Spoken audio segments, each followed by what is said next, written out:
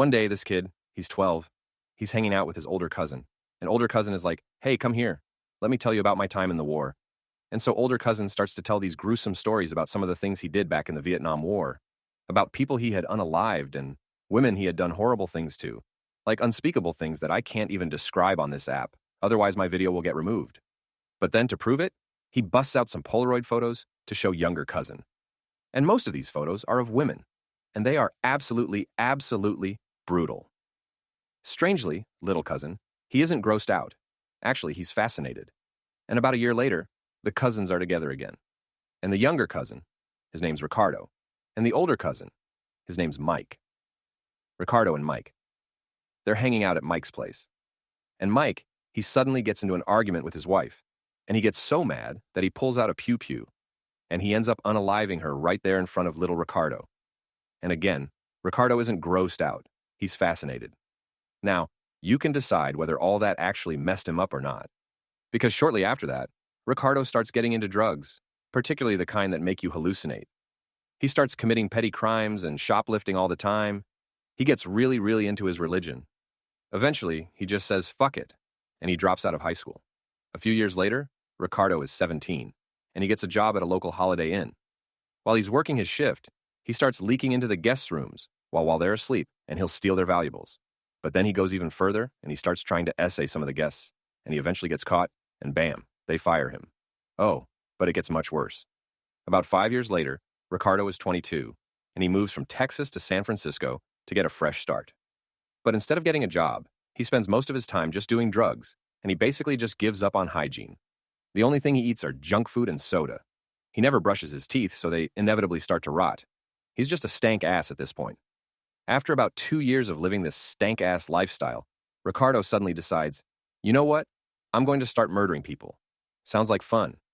Then one day, while he's out in the neighborhood, Ricardo spots a girl, and she's 9, and the girl has lost a dollar bill, and she's out looking for it. Ricardo approaches her, and he's like, hey, I know where your dollar bill is. I can show you. Follow me.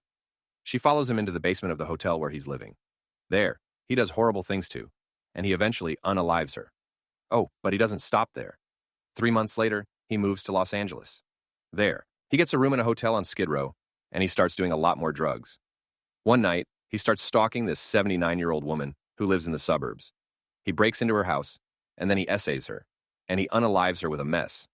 Then, he just steals all her money and her expensive jewelry. 9 months later, he strikes again. One night, he hides in this woman's garage, and he waits for her to get home. When she finally does, he suddenly steps out, and he pulls out a pew-pew, and bang, he unalives her. Then he goes into her house, and he sees the woman's roommate, and bang, he unalives her too. Then, about an hour later, he's at a local park, and he spots a random woman sitting in her car. He suddenly grabs her, and he drags her out of it, and then he pulls out his pew-pew, and he unalives her as well. Yeah, it just keeps getting worse because 10 days later, Ricardo breaks into a house at night, and he shoots a man while he's sleeping. Then the man's wife wakes up, and she tries to fight back. Ricardo shoots her too, and then he unalives her with a knife. Then he steals her eyes, and he puts them in a jewelry box to take with him as a souvenir. Ricardo just continues on this streak of murder and essay, and he unalives at least 5 more women and 5 more couples. Usually, he'll break into their home at night, execute them, and then he'll draw religious symbols at the scene of a crime. Now, at this point, police are looking at this string of attacks, and they're starting to think, there might be a serial killer on the loose here. So they start investigating. But as of now, they don't have much. They have some descriptions of him, they have some fingerprints, and they have some shoe prints they found at some of the crime scenes. But interestingly enough, Ricardo's shoe print is unique. There had only been 1 pair of that brand of sneakers sold in Los Angeles in his size. So maybe they're onto something. Meanwhile, the news media is reporting on all of this. And so, Story's string of murders are blowing up all over the news.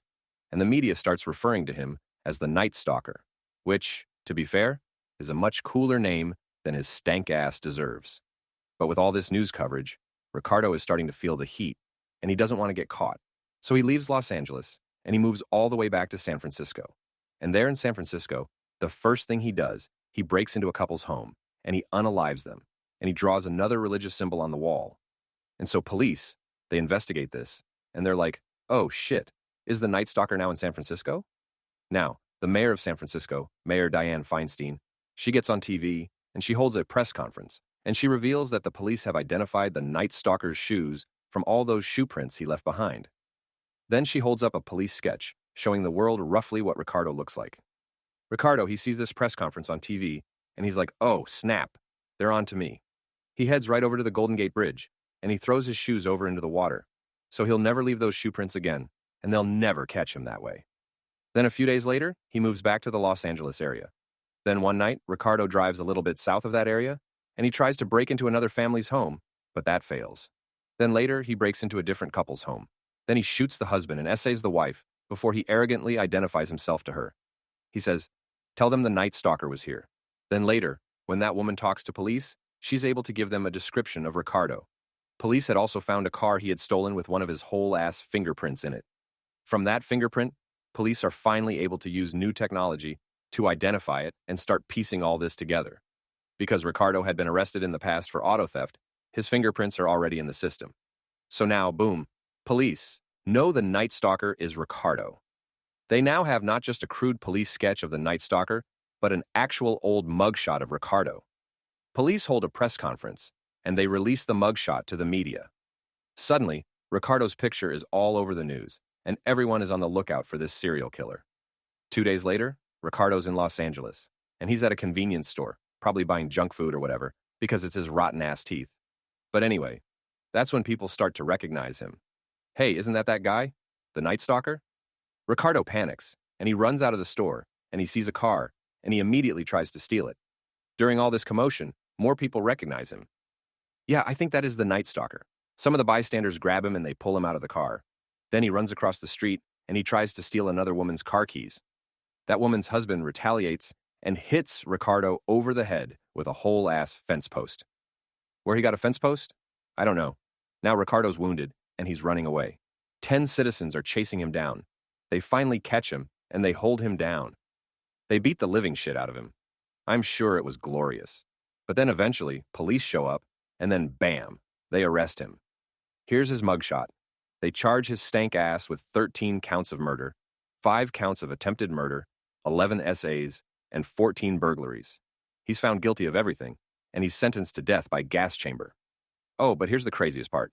While he's on death row, he gets fans, and those fans start writing him and visiting him in prison. One of those fans he falls in love with, and they get married. So this stank-ass serial killer on death row somehow finds love and gets married. Why are you still single? Anyway, he later died of cancer,